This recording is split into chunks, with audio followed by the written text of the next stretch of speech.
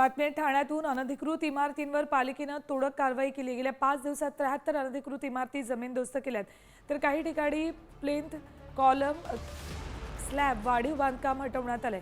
हायकोर्टाच्या आदेशानुसार महापालिकेच्या 9 प्रभाग समिती क्षेत्रांमधील अनधिकृत बांधकामाचं सर्वेक्षण करण्यात आले।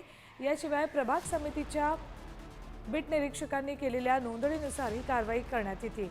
यापुढेही अनधिकृत बांधकामावर प्रभाग समितीनिहाय या ठिकाणी कारवाई सुरूच राहणार आहे। याबाबत अधिक माहिती देत आहेत आमचे प्रतिनिधी विकास काटे।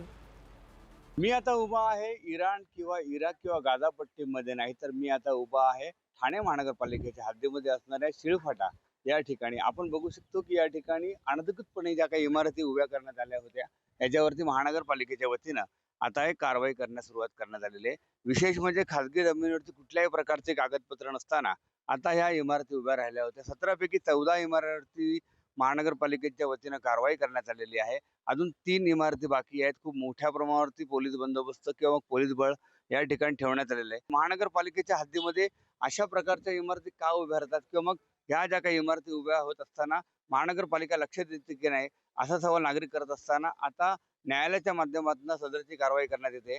अशा प्रकारच्या जर इमारती उभ्या राहिल्या तर भविष्यात देखील कारवाई होणार आहे। विकास काटे, साम टीव्ही न्यूज, ठाणे।